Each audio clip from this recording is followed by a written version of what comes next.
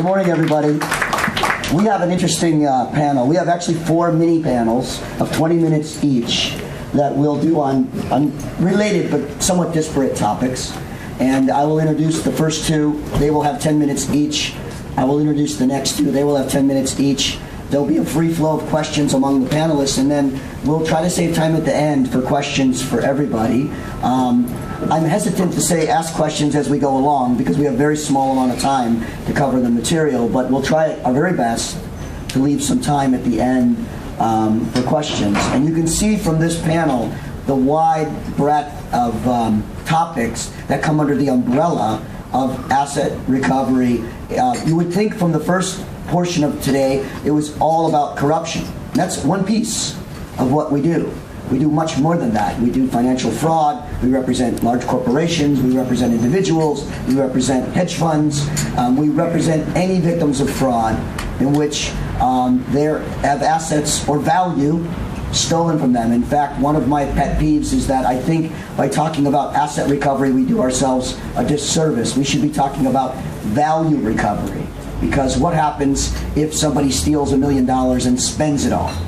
You can't, there's no asset necessarily unless you can follow that money, but you might have claims against third parties. And you'll hear some of that today, those aiding and abetting or providing assistance to the fraudsters or the corrupt actors. And those are just as valuable claims and assets as a bank account, which almost never exists, by the way, that you find that golden bank account with all the money in it. It does happen periodically, as Eve can tell you, in the Abacha case. And others who worked on the Abacha case here, about half the room, I think, worked on it. But Eve recovered over $500 million with his firm for the Nigerian government. But anyway, I want to start out with our first panel. We're all going to sit, except Tomislav's going to walk around a little bit. He's quite intimidating, so be careful.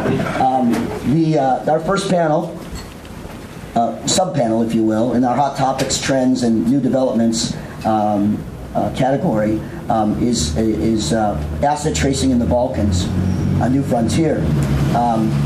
Some of us had to go out and make sure we knew all the countries in the Balkans. We've now passed the geography test. We have Ian Casewell from the Mintz group and Tomislav Šunjka, who's our Serbian member, and Tomislav's going to kick us off. So without any further ado, Tomislav, if you can start us off and tell us what's new and what's developing in asset recovery in the Balkans. I will try to do. Thank you, Ed. Today, during the breakfast, I did one incorrect and politically incorrect joke. I said only one. Do another one. I said that when Swiss businesses want to make something dirty and to corrupt other people, they engage German businessmen. When German businessmen want to make another corruption, they engage Austrian businessmen. When Austrian business want to make corruption, they engage Balkans. But my Swiss friend said, Tomislav, don't be so politically incorrect because you didn't mention the state. State engaged Swiss one. So, just to see geographically about what we talk, and my dear Ian make terrible mistake, this is not the Balkan. When you're looking this is just geographically ex-Yugoslavia, but just yesterday evening in the bar I sit with one Austrian friend and I tell him that I will spoke about corruptions on the Balkan, asset tracing and asset recovery. And he said, Tomislav, our first state councillor, somewhere between 1773 and 1815, mentioned that Balkan starting in Vienna, in the Landstrasse, in the dry Bezirk, so in the 3rd district of this town. This is the meeting point of the Balkans, so somewhere here. So we will not discuss about Vienna. Bettina is here about Vienna, and about Austria we'll discuss about. Please. Sorry, just one question before you start. I'm Slovenian, born in Vienna. Just why is my country now? Because we respect you.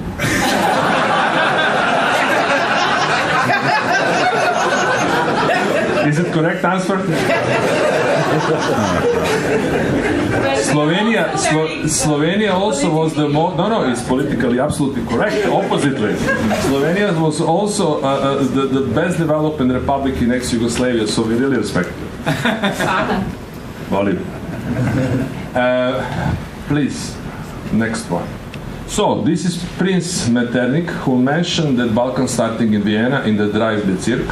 So, but we will not do it this. We will starting with really things. What we will try to do today is to give you from the investigator side and from the lawyer side on the same topic on the Balkan. When investigator meaning something, what lawyer meaning. When investigator want to achieve something, how lawyer will legally obtain this.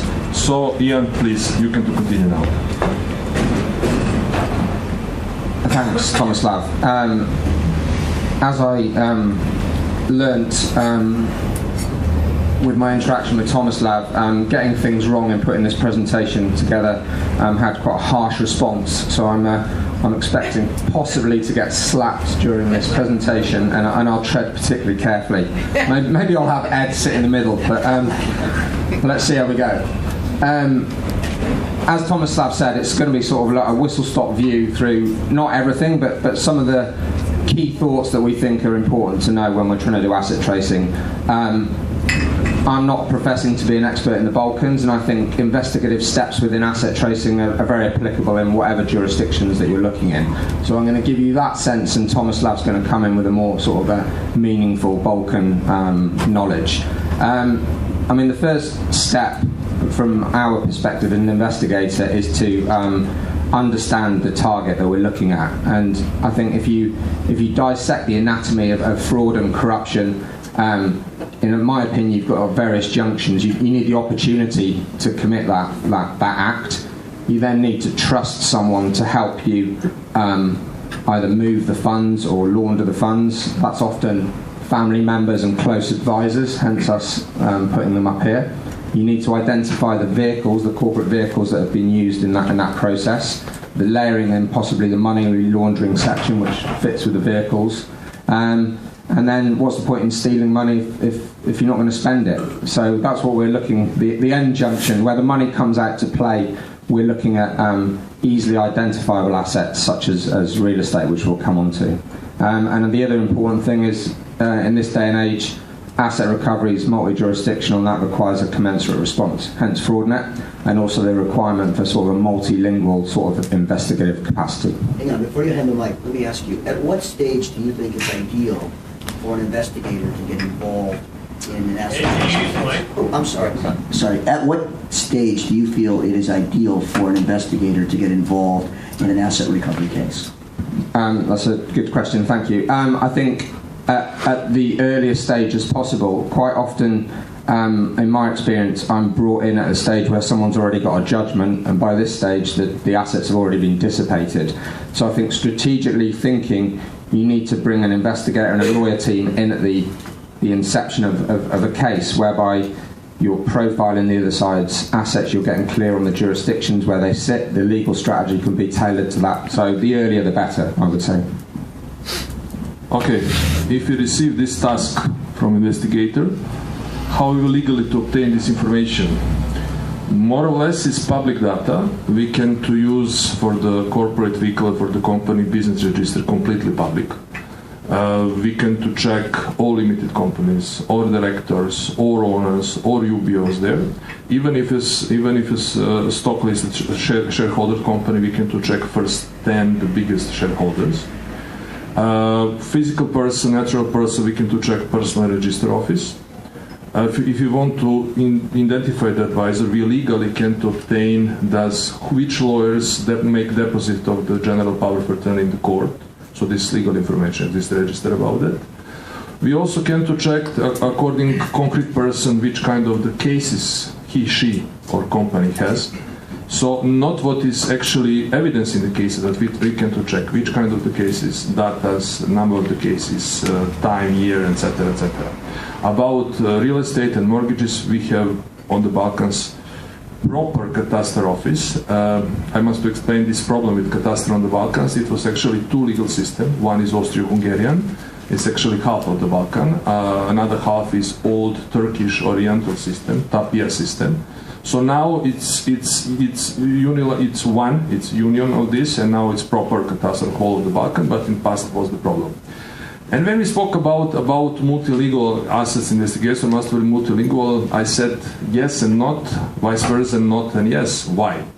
when you spoke with the nationalists on the Balkan, they will say no, we have several languages on the Balkan, but believe me, this is only one language. So 98% of the language is only one, so it's not necessary to be multilingual. It's enough to know English or some of any on one Balkan language, so we can to understand each other very well. Let me ask a question. Please. This is I don't want to brush over something you just said, which I think is very, very important. You said that the owners, shareholders, and UBOs, which is ultimate beneficial owner, so that we're all clear with the terminology, are listed, and it's public knowledge who they are. Do I get that right? That means that Serbia is, and the Balkans in general, that's true throughout the Balkans? This is what I said. It's Croatia, Serbia, Montenegro. Kosovo is still difficult. Bosnia is 90% is transparency, and Macedonia doing well. The reason I stress this point is that if you went to the United States and tried to find that information in any of the 50 states, you would not find it in any of the 50 states. So you can form a corporation and you can hide that. So Serbia is much more transparent, and the Balkans than the United States, for example, with regard to ownership of corporations. I will not make another joke. I will be serious now. You cannot open bank account without passport of the UBO, without his physical presence, and without his signature on the specimen. Even I'm a lawyer, I have power of attorney, I cannot do it. Okay. He must come physically to the Serbia to open bank account. One more follow-up question. It's one thing to have the requirement to list the UBO and the shareholder. Is it actually done in reality? Yes. And is there criminal or civil penalties if someone lists a frontman or a ghost for them? In reality, 99% yes. Answer is yes, positive. Exists a penalty according criminal code, according anti-money laundering law, also according law of the banks, with very strict control of the banks on the domestic market. Especially because of Austrian banks who playing on the Balkans, about Hypo Bank, Hypo Alpe Adria Bank, and another. After these affairs and after these scandals, they start to be very rigid from the central bank's authority. Thanks. So this next slide, immovable assets. As an investigator, we like to make a distinction between sort of immovable and movable assets in terms of what we're focusing on. The classic immovable asset is real estate, and that's what we're first initially trying to identify and focus on. We're trying to find those details through various public records, corporate filings, the type of business registry or regulatory filings. And then trying to trace down the actual document which demonstrates ownership, as Tomislav was talking about the cadastre and how that's set up. We're often finding that in the Balkans we'll need to try and narrow down the address to land plot numbers to be very specific, so we're asking questions about the cadastre, which is very focused to obtain the information that we need. Other immovable assets that we're looking at as types of investments and so forth, and if we're looking at a corporate entity for asset enforcement, we're trying to look at stuff like machinery and equipment and infrastructure that we might want to target. And then this last point, which we found quite an effective strategy, is if we're looking at a corporation and they've got some leased property, in certain circumstances there'll be a security deposited on that lease, and that might be a useful asset to try and target to recover. I will reply to Ian that about real estate, I already mentioned cadastral office, proper, you can believe to the cadastral office and to the data from cadastral office. About address and land plot numbers, you must divide actually two areas, urban area, towns, and village and land. In urban area, you can believe to the urban plan of the city authorities, but I must to make some reserve. After last wars, after 19th, exists some wild part of the town still in process of legalization, because people just arrive from the different part after war and start to build the houses, building without any permit. So nobody stopped them because of extraordinary situation. Now this part of the towns is in the process of legalization. You cannot believe to the urban plan in this, let's say, wild part of the town, but this is 10% altogether when you look in real estate market. Vice versa, when you look in rural area, maybe you will not find exactly a street and the house number, but you will probably find some agricultural land properly marked, because this is important for the farmers. So Vice versa, you will believe to the catastrophe what is really fixed asset to the agricultural land, but let's say village house can to be also wild without permit. About shareholders, investment and bonds, I already said that you can to believe to the listed company on the stock exchange, because public information is first 10. After first 10, any broker who has access to the stock exchange can to list the whole shareholders and to give you proper structure, percent, value, nominal value, etc., whole trading history, etc., etc. About investment, if we spoke about investment in real estate, you can, if you know how to do it, you can to obtain information from the town authority or different level of authority who actually give to the investor building permit. So through this building permit, you can to find information who is a really investor or who is co-investor if it's consortium or whatever. About machinery and equipment and infrastructure, whole of this machinery must to be registered. Probably this is big value or relevantly big value. And police office has a registration of these machines. From the street, you cannot to receive this information because police office is still rigid. But if you show your actually standing legal interest and why you need this, they will give to you, or you will go by the court and receive this in 2-3 weeks. But it's not okay. It's complicated, but you can successfully to finish this. Do you have to file a lawsuit to get that, or you No. You just must to show to the judge evidence, and they will open something what is, let's say, like preliminary litigation procedure for securing of evidence, just for securing of evidence. And through this procedure you will obtain this evidence, and this evidence can to be used tomorrow before the judge like evidence what is not dispute, because you receive this on the public and transparency way, something like this. About security of leased properties, this is something what we can to find to the tax authority, because each lease must to pass some tax procedure. You must to pay tax on the lease, so we can to obtain this information. Okay, if lease is not registered to the tax authority, something what is black business. This is something what we again must to go back to the investigator side to see who is in, basic address, etc., etc. Thanks. I'm conscious time is against us, so I'll move a little quicker. So movable assets here, I mean, as Ed said at the beginning, the holy grail is the bank accounts. That's what we're looking to try and find, and then the lawyer can hopefully target those with various freezing and disclosure orders. Trades receivables is an interesting avenue. We're quite often looking at, if we're looking at a corporation from an asset enforcement perspective, want to know who their clients are, where their clients sit, if they sit in enforcement-friendly jurisdictions, and what money they might owe them. Vehicles, planes and boats, I think that speaks for itself. With private planes, also an interesting avenue is to look at their movements. If you're looking at an individual subject, that might give you clues as to where they've been travelling, maybe where they've been setting their structures up, where they're holidaying, so it can be great investigative leads.